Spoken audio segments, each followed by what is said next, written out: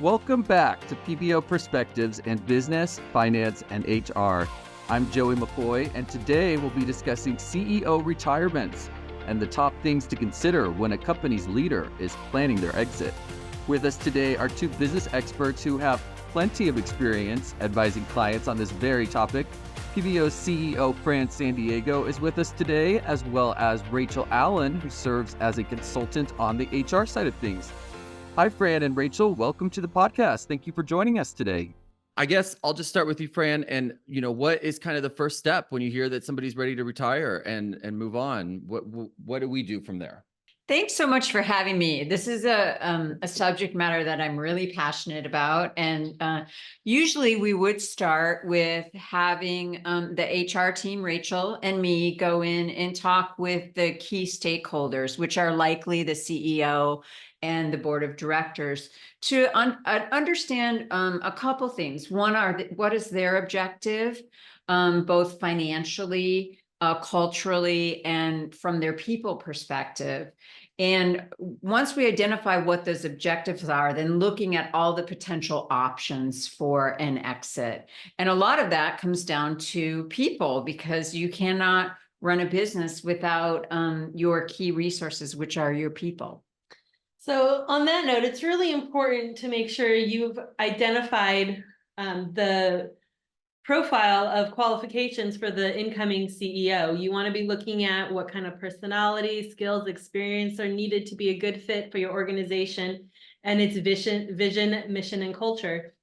It's also really important to make sure that you have clear and open communication with your stakeholders, and these stakeholders need to make sure it's important also that they're maintaining confidentiality until there's a formal announcement made. You want to make sure you've created buy-in by having your key stakeholders involved in the selection of the profile that you would need to create for the incoming CEO. Because if you don't have adequate buy-in from your key stakeholders, you run the risk of increasing staff turnover. And when there's new leadership, it's always to be expected there could be some staff turnover, but you want to do what you can to minimize that by creating buy-in and having those key people involved. And then a lot of CEOs, kind of have a long-term plan when it comes to retiring. My dad is about to retire, and I know he's been planning for like 5 years, when he gets to that point and it's almost there. But how soon do you kind of recommend that this conversation gets started when somebody is ready to retire? And then also, a lot of times they don't really want anyone to know what their plan is. You know what I mean? Until maybe it's right before it happens. It's usually pretty secretive. So when would you recommend those conversations get started? It's a really good question. I mean, ideally, the more lead time you have, the better, because as Rachel stated, we can groom up our folks to be able to have that transition be very seamless and give them comfort that as a CEO is moving out, there are others that are ready to move into that person's place. Exactly. And that is exactly the succession planning piece. And there are so many aspects to the succession plan. There are many options to a succession plan, depending on the objectives of the key stakeholders. We could be selling a portion of our business to those leadership folks that are moving up through the succession. We can be creating phantom stock plans so that those people have equity as they hit certain milestones or the CEO is exiting, so that we have a really clear path forward so that there's not interruption on the business, and that, as Rachel eloquently pointed out, we have a good communication plan so people feel comfortable. Change is difficult for human beings. And so the more we can lay the groundwork so that there's ease in the transition, the better. And I would say that you probably want to start with a very small group looking at the succession plan for this, at least 1 to 2 years before it's going to take place. So you have adequate time to either train up an internal person that would be a good fit and identify them, or to start looking at thinking, what does the organization need to do to position themselves to be in a good, stable place to make a transition like this? Because stability of the organization is going to be really important in the timing of it as well. Yeah. And then what would you recommend? I mean, for the precise timing of when to announce it to other team members, even a small group, because is a year or 2 years is kind of far out. I mean, I know of companies that they don't announce it until it's kind of happened.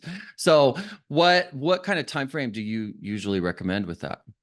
It really depends on the circumstance. I think Rachel's correct in that there's a small group of people in the organization who knows, Oh. 1 to 2 to 3 years ahead of time, and we start to plant the seed with the rest of the organization that there will be potential changes coming. Okay. Part of what accounting people always say is, oh my gosh, if I get hit by a bus tomorrow, what's the Yes. plan B? Mack And truck so- theory. and it happens, right? Yeah. And so we often are talking about, well, we don't want gaps ever in our companies. And so having those kinds of conversations with your folks all the time, meaning we're cross-training, we have leadership team members in place who can step into roles if something happens, are really good ways to start to plant seeds with folks that,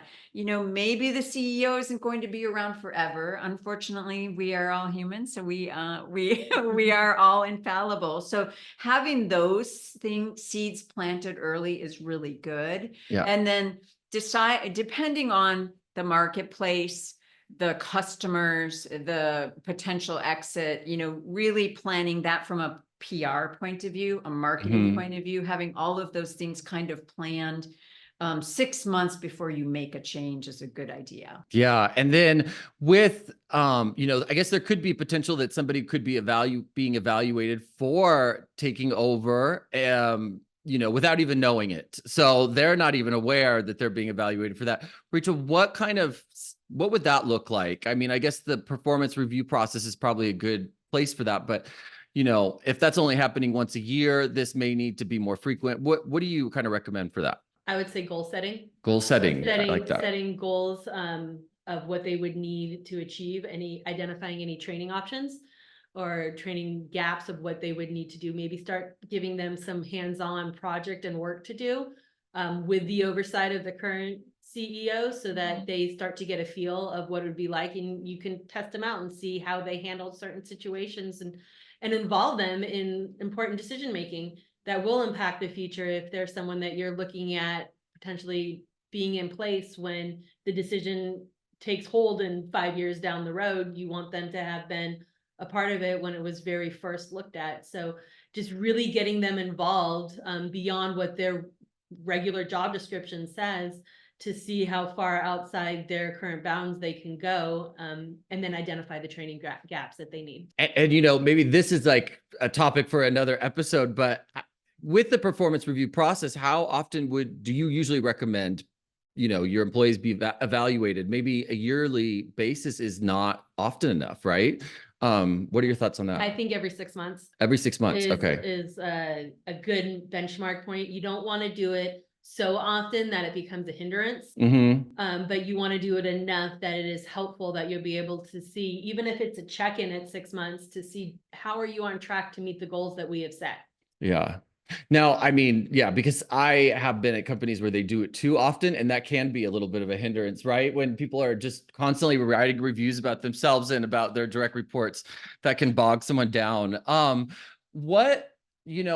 I guess there is an option for a CEO to really sell the company, right? Instead of pass it on. And then how would you kind of advise somebody on determining if that's the best option? Yeah, it's a really good question. And so it really starts at that first consult kind of meeting to say, okay, what do the key stakeholders want to get out of an exit? And so depending on tax implications, financial implications, market strategy, it might make more sense, or we may be able to attain that goal by selling rather than a succession plan with employees. And so it's a slightly different process in that there are many options when you're going out to market to sell a company. You can do it internally with strategic buyers. You can work with investment bankers to market your company. You can work with business brokers. You can, you can do a many different plethora of options. And so that also involves your team, because it's a different value proposition that you're now proposing to your team, because you're saying, okay, team members, we may be going out to market, which means your job, your company, who you work for may look differently. And so again, that's a small group of people. And I would suggest you're getting buy-in, commitment. Ideally, you have a retention plan in place for all of your folks so that it's a smooth transition. You're going to want to consider the option of retention bonuses if you're going to be going in that direction, because once word gets out, there's naturally going to be a lot of fear from your employees. Very true. Are they going to still have a job? How are they going to pay their mortgage? The policies may change. Yeah. What is it going to look like here? Because they'll be working essentially for a new company. Yeah. And it'll be pretty much a new job if the new company even wants to retain their position. Yeah. Yeah. So an incentive to make them to encourage employees to stay through the transition is going to be important to do. You want to look at, is it going to be a bonus you're going to get, or is it going to be kind of severance agreement that you'll get if you stay through X date, if that's the direction that the organization chooses to go in. And ideally, we're making that part of the go-to-market strategy. So the CEO is, committed to their people. So, we've done many of these deals for our clients, and a lot of times we're negotiating employment agreements for our people. We're negotiating on their behalf because it's important to us. We care about our people. So, that is something that we can do up front when going to market, is say, my people and the company structure is part of the deal for a certain period of time. Yeah. With all this talk about succession planning, it reminds me of that show Succession. Have you all seen that on HBO? There's that show Succession. Have you ever dealt with a client who maybe had children in the company and the children were not ready to take over? How would you really advise them in that situation? We actually have a couple clients where we're in that situation right now. It can get a little personal, a little touchy with that subject. And we have clients who have come to us and said, my kids are not interested in my business. And I have this wonderful business here and my employees aren't ready. What are my options? So it really is going through that process and saying, okay, well, what is it that you want out of it? And where do we go from there? We also have some clients whose kids are working in the business and they know their children are not ready. Oh, wow. Yeah. And they've asked us to come in and do assessments and put structure in place to be able to support the next gen in taking over. And then, and then their child is also involved in the process. And it's been really fun. It's actually fun for us to do that kind of work. Yeah, it's important to be open and get them involved. When it's family like that, I don't recommend trying to keep it behind their backs. Yeah. Because you don't want to cause problems within the family. That's when it can get awkward. Yeah. So it's important to help them to realize maybe why they're not quite ready to do it yet, and maybe they won't want to do that. Mhm. So you can kind of get them to see the big picture there, and what is going to be best for the organization and for them in the long run. That's how you'd want to go. Now, thankfully, we don't have a dynamic where there are siblings all fighting. I know, right? That gets really complicated. That would be I think we'd have to bring a therapist in for that part. Need a more consulting firms involved. Okay, so it's, California is a beast when it comes to law, employment law and everything. What kind of laws would impact something like this? That is a great question. A couple things to look at. You want to be looking at employment contracts or shareholder agreements. There are certain corporate governance laws that need to be assessed as well. So looking at non-compete agreements, confidentiality agreements. There's a lot to consider, depending on which direction you're going to go with it. There's also, if you have a 401k plan, there's all the ERISA requirements. If there were a merger and it was a huge company and there were potential employees that weren't coming with, there's the WARN Act that is required. So a lot of that comes up in due diligence. So when you go through a transaction, if you were to sell, all of those agreements are reviewed by both parties' lawyers. So it's great that we have a due diligence checklist where we go through all of those contracts, all of those laws to make sure we're addressing them, because no party wants to get in trouble with the laws. And oftentimes, we're dealing with multi-state. So Yeah. California, New York, Florida, they all have different laws. And so we have to have attorneys check all the different states where we're having employees. So, my dad is about to retire. He owns a business. And I think one of the concerns with some business owners that are going to retire is that the company moves into hands that have good intentions, right? Like that it's not going to turn out that, whoever takes over is going to just lay everybody off, take the materials and run. I mean, how do you determine that, the hands that the company's moving into have, that there's good intentions there? Yeah, really good question. So do your research up front. And, if you have an investment banker or you're working with a private equity group or any of those types, they will do that research for you and get the intel. There's also the industry intel. You can kind of get, Word of is this mouth, a good yeah. company? Are they integrous? Do they follow their word? Reputations Those sorts are of everything. things. Reputation, brand is really everything. And honestly, the more you can negotiate up front what you'd like to see. So with your people, you can negotiate contracts. With your vendors, you can hopefully have contracts negotiated up front. If you're your customers, there are so many aspects of your business that you can really directly talk to whomever you're considering buying and say, what is your intention? And let's make a plan, because there is the succession planning to get to a potential exit. And then there's the plan after, which is equally as important. If you read in any sort of business magazines, they talk about the critical 120 days after an acquisition or an exit transaction is important for so many reasons. Keeping your people, making sure your customers are happy, vendor transition. So the plan for up to succession is important, and equally important is the plan after. I think that's interesting that you bring up the plan after. I have a friend who's her father retired and then she ended up taking over, but it's like the dad always has 1 foot in and 1 foot out, right? Like he's retired, but he's not, he still shows up every once in a while and kind of tells people what needs to be done. How do you advise, companies in that situation where they're like the old CEO still shows up every week?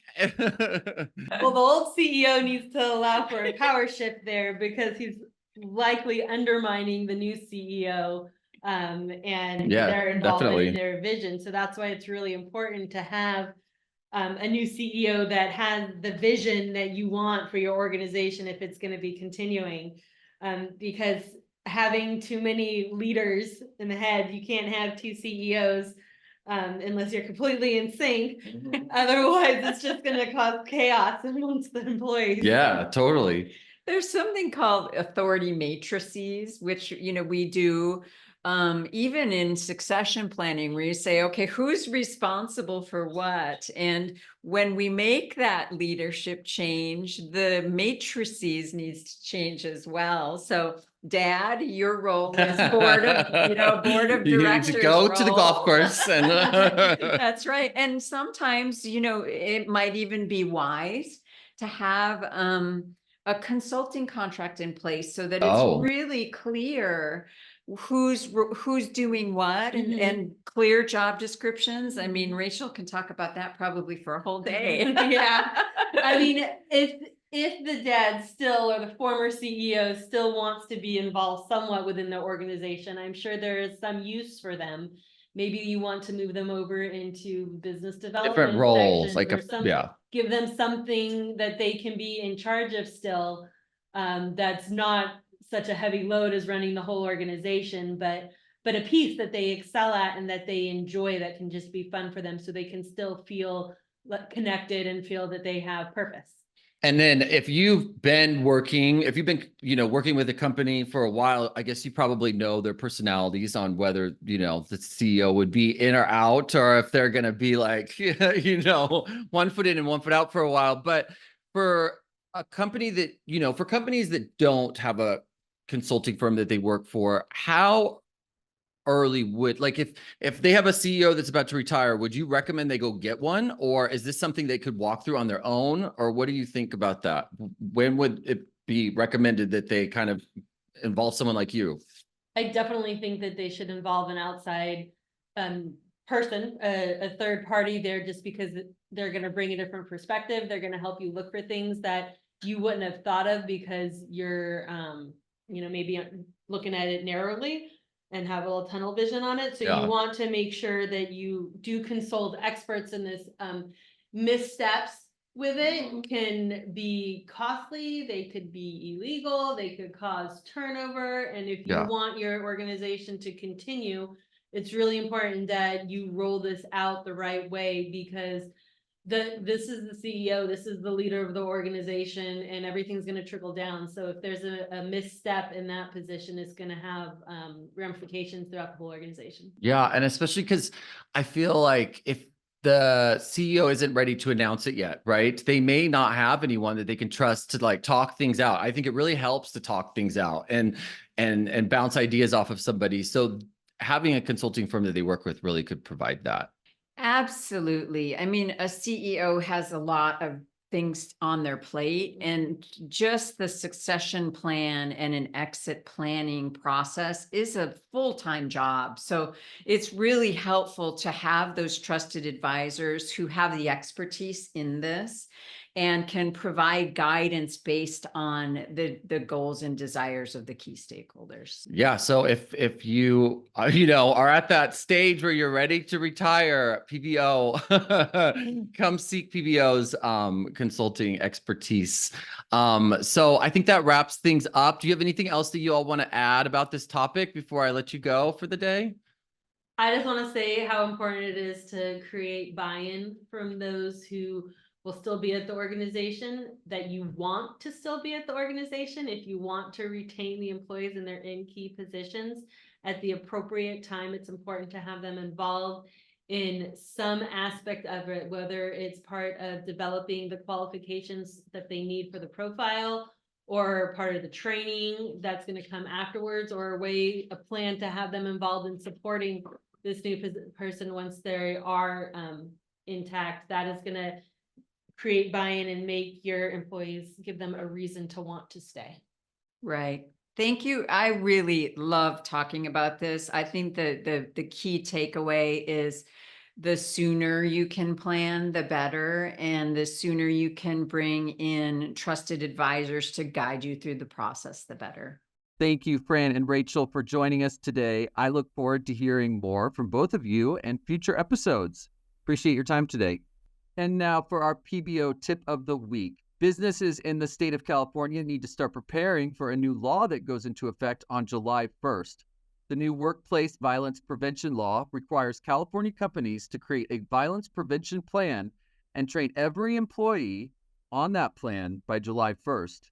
If an act of violence or a threat of violence occurs in the workplace, the company will need to fill out an incident log describing the details of the situation, and the business will need to put corrective measures in place to prevent something like it from happening again. Now, an act of violence is pretty straightforward, but the law also states a threat of violence. So what exactly qualifies as a threat of violence? According to the new state law, it's any behavior, verbal or written, that conveys an intent or a perceived intent to physically harm someone or make someone fearful that physical harm could occur. That casts a pretty wide net for businesses in the state. So it's important for companies to get ahead of this and put a plan in place for how they're going to navigate it come July, which is right around the corner. So definitely something for all California companies to start thinking about right now. Actually, PBO just held a free webinar about the new legal requirement. If you want more information on how to plan for this, please visit our website at pboadvisory.com. We posted a recording of the webinar we hosted for our clients about the new workplace violence prevention law. There's lots of helpful information on there, or you can reach out to us for more information on how we can help at info@pboadvisory.com. We hope you got some valuable insights from our conversations today. I would like to thank our guests, Fran and Rachel, for joining us today.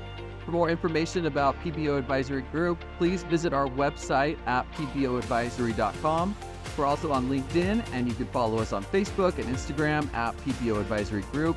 Be sure to subscribe and join us again next time as we continue to explore more ways for businesses to drive success.